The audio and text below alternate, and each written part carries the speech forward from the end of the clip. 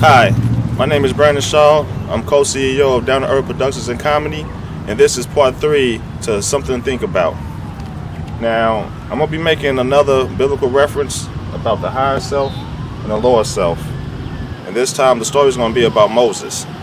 Now, I can't assume all of us watched it, but that's a very familiar story with a lot of people with the Ten Commandments. How Moses was Hebrew. He didn't know who he was at first. He found out who he was. So he found that truth. And when finding that truth, he realized that he couldn't live a lie. He got tuned with his higher self. And see, that's why he was able to communicate with God. See, that God is infinite intelligence. Now, I'm going to speed up and get right to the story about his brother Ramses when he came to Pharaoh. Now, we know Moses came to Pharaoh 10 times. Let me repeat that. 10 times. And asked him the same thing. Let my people go. Now, here's the analogy of that. Pharaoh represents your lower self. Moses represents your higher self.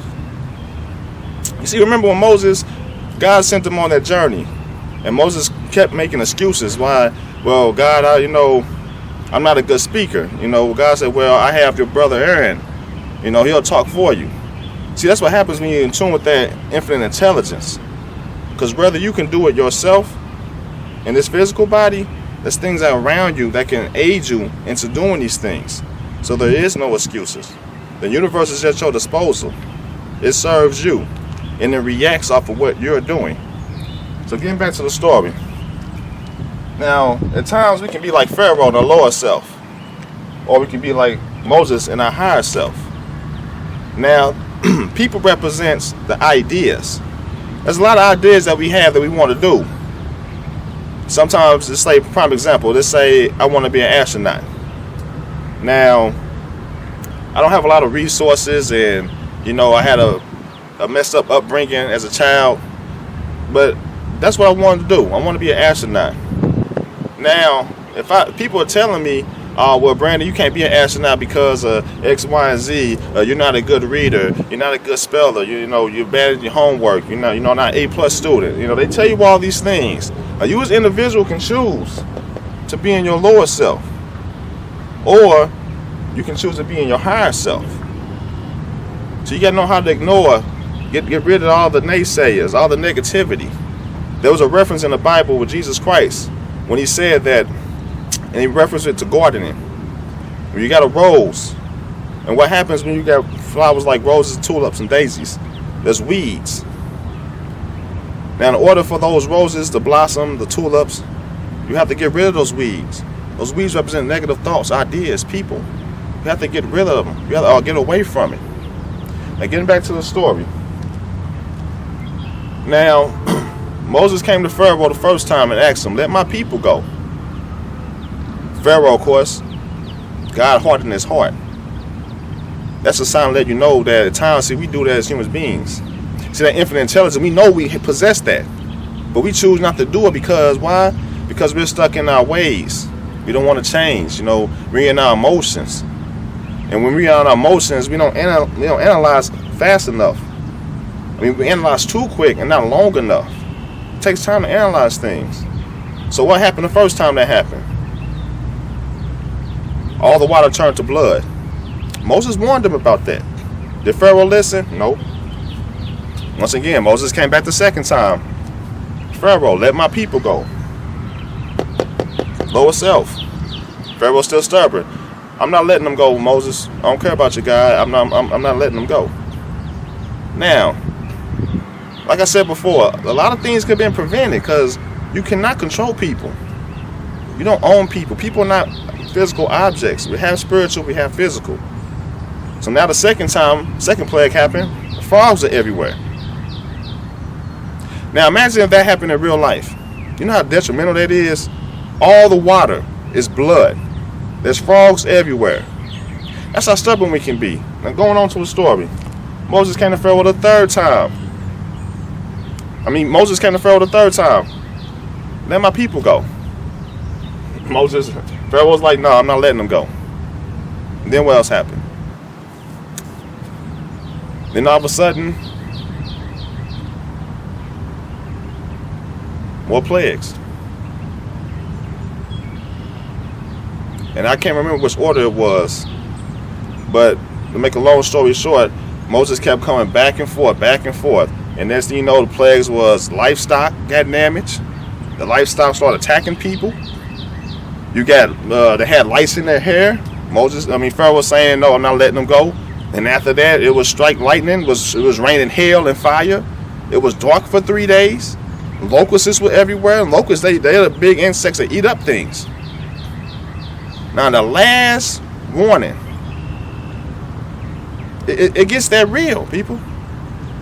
It can be that real. Now, Pharaoh's sitting here seeing all these things happening to not only himself, but also to the people he's enslaving. Also to the people that are serving him in the royal family. And these people didn't even have the gall to tell Pharaoh, why don't you let these people go, man, let them go. You know, he was just stubborn. And in life, we can be that stubborn. We had all these catastrophes happen in our life. If like a prime example, you can be in a bad relationship. And I'm gonna use two names and stuff, John and Jane. Now we know John ain't a good husband to Jane. Everybody's telling her, hey, you need to stop leave John alone, Jane. Jane doesn't listen. Jane is getting abused, getting beat up. She goes back to him. Still ain't listen. John steals her money. She's still with him. But all you gotta do is just leave. See, in life, we'll wait until something bad happens and now we learn the lesson. We wait till we lose our job, now we learn. You don't have to wait till these things happen. We wait till we get sick, now we learn. You know, prime example, you know, for smokers.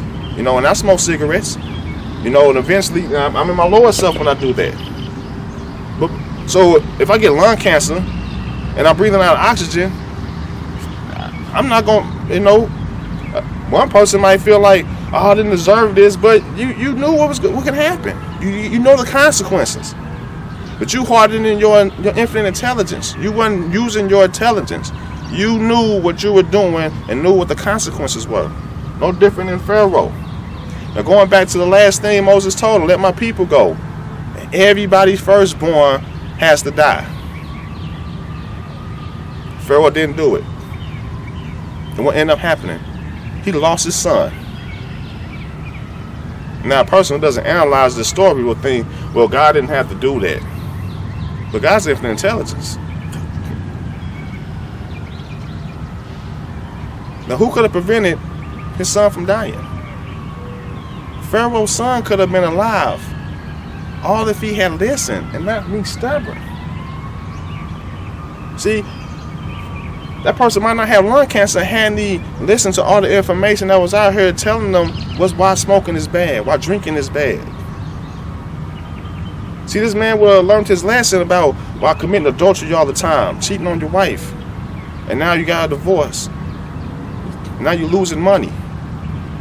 All these things you can lose all because you're too much tuned in your lower self. And going back to the subconscious mind, you make it a habit to repeat these things over and over again. And now when something bad happens, it's too late to even learn from the mistake. Similar to Noah's Ark. What happened? Noah told people it was going to rain. They didn't listen. It was in their lower self. Now when the boat got already built and all the animals was on there, when it started raining, guess what? Now people want to hurry up and run on the boat. And when Noah finished that boat, I mean, the rain just started right after he was done, got all them animals loaded up. The rain started coming. Ask yourself, think about it. Why didn't the people help Noah build that boat? Why didn't they believe him? Because they were stuck in their ways. They're stuck in their ways because they're down here in the lower self. Now, I'm going to talk about some spirituality real quick, tied in with Scientology. This is how our bodies are. See, when you're vibrating low, your energy, that's what causes you to be in your lower state, your lower self. When your energy vibrates high, you're in your higher self. Prime example, water. When you slow the molecules down to water, it turns to ice. When you speed the molecules of water, it turns to steam. Higher self. Now getting back to the story. Now after he had lost his son, now Pharaoh decides, you know what, Moses? Take the people, they can go. Moses split the sea in half. And now all the people, they loaded up everything. They was ready, they walking through. Now Pharaoh's wife is telling him, oh, you know, Moses' son is alive. Your son dead, Pharaoh. So what Pharaoh do? He gets in his emotions again. He still hasn't learned his lesson. He has already lost his son.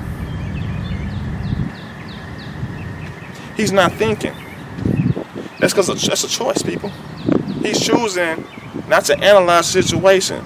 You didn't see all these catastrophes. You didn't see the water turn blood. You seen frogs everywhere. You seen people have lice. You seen animals getting sick, getting poisoned. You seen animals attacking people. You seen famine. The whole works. Pitch black for 3 days. Can't see nothing, and you can't drink no water. And there's animals attacking you. Can you imagine that?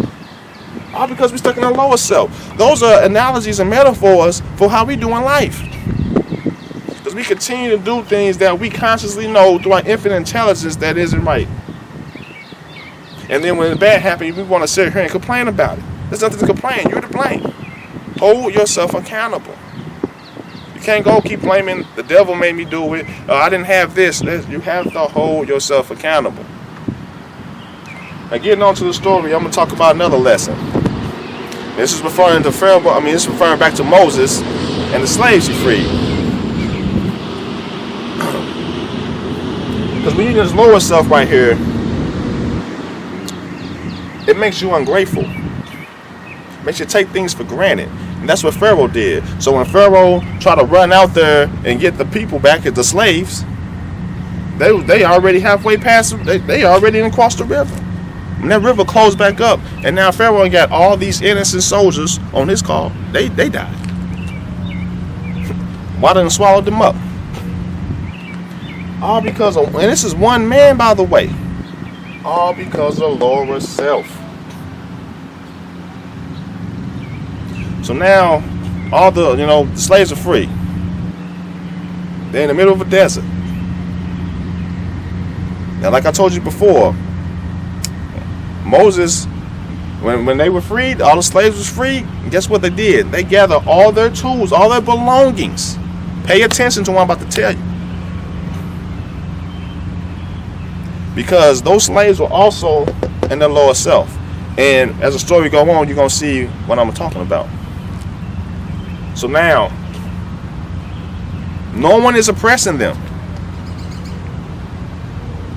They have the ability to do whatever they want to do.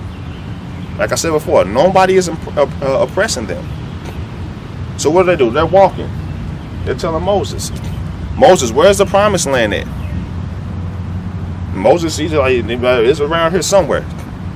They keep going. The people in their lower self, they took Moses for granted. Moses did the work. Moses was disciplined, patient, and made sacrifice. You know how difficult it is to go to the Pharaoh and ask him something like that? Let my people go? You have to be disciplined to do that. That's a major sacrifice. They could have killed Moses on the spot. But Moses was in tune with that infinite intelligence. That's why he can pull those things off. That's why the staff did what it did. That's why his family was protected, because you have to be intelligent. But going on, the people they walking, they getting tired. Now they didn't get themselves out of bondage. They depended on Moses to do that. It was already known. It was a legend that was gonna come true. It's like an oracle predicting things. They knew that someone was gonna come get them out of bondage. It was Moses. So ask yourself, why did these people lose their patience with Moses? Moses was the one who made the sacrifice to see the Pharaoh. He was the one disciplined enough to get in tune with that infinite intelligence. He sacrificed himself to save you people, to save the slaves. And this is the things that they get. This is the things that Moses deserves. They start complaining and they started partying. They end up even building a golden calf, and the calf is a baby cow. They're doing the same thing that Pharaoh was in the lower self. Now think about this. Where was that promised land? It's a very important question. This is also about mental enslavement. So you can only be mental enslaved when you're in your lower self. Now I'm going to talk about physical and mental. See, the slaves were free physically. Remember, physical is limited. But see, mentally they wasn't. See, mentally they was in their lower self. And because of that, they were thinking that they was just going to walk up and find a castle and a fortress. Basically all the things that Pharaoh had. Do you know where the promised land was at? They were walking on it. Let me repeat that. Moses and the slaves were walking on the promised land and did not realize it. Moses got frustrated. He got angry at the people. Saying sometimes in life, you'll let others affect your behavior. You're doing that. And because of that now, you can lose that tune of your intelligence real quick. And Moses broke the 10 Commandments. And what happened? Now he can see where the promised land is at, but he can never enter it. All the slaves had to do was stop walking and start building. Mental enslavement, because they tied in with the lower self. They didn't realize that everything that the Pharaoh had, they were the ones who built it for him. But they've been so conditioned to build stuff for somebody else that they couldn't even build for themselves. That's why they couldn't free themselves. They depend on Moses to free them. They depend on Pharaoh to enslave them. All those people, like I said once again, represent ideas. Everybody out here, you got ideas you want to do. It may seem like it's the impossible. You know, people want to do things that ain't never been done before. You're going to have a lot of negativity coming your way. A lot of people are going to doubt you. You're going to end up doubting yourself. You got to ask yourself, do you want to choose to be in the lower self? Or you want to choose to be in your higher self? Because when you're in your higher self, you realize that you're in tune with infinite intelligence. You're in tune with this universe. The universe provides for you. You have all the resources. You just have to master the 3 keys in life: discipline, patience, and sacrifice. All those slaves were ungrateful. You have people in life that's going to be ungrateful. Why? Because they're not working on themselves. They never made it a habit to work on self. So the duality is they do the opposite. They're working for others. They'll help build other people's stuff and not build their own stuff. All that stuff breeds jealousy, envy, hate, all because people in their lower self. They tend to forget that they have a high self. And just like the New Testament said, you can't serve 2 masters. You will love one and you despise the other. You cannot focus on yourself and others at the same time. You have to choose. I'm not saying you should focus on yourself 24/7. No, because people are very valuable. Human beings are valuable. They're more valuable than a physical object. A human is more valuable than a vehicle. Because it's the human that's manifesting that vehicle and also designing that vehicle and is going to sell you that vehicle. It's a human that's going to give you money for your services to even get you to purchase the vehicle. So at times, you have to focus on others. And then you focus on yourself. It's a back and forth game. But only you need to know how to play that game. The game of life. But you have to be in tune with your intelligence. Your higher self. Because when you're in tune with your lower self, your vibration is low. And when your vibration is low, guess what? You're not going to blossom.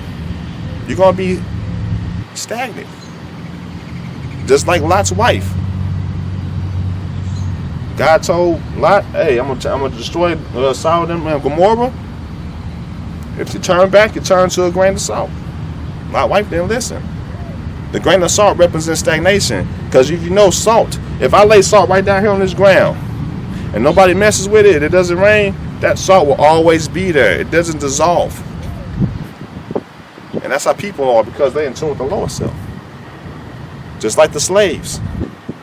They're walking on the land. They have all their resources with them.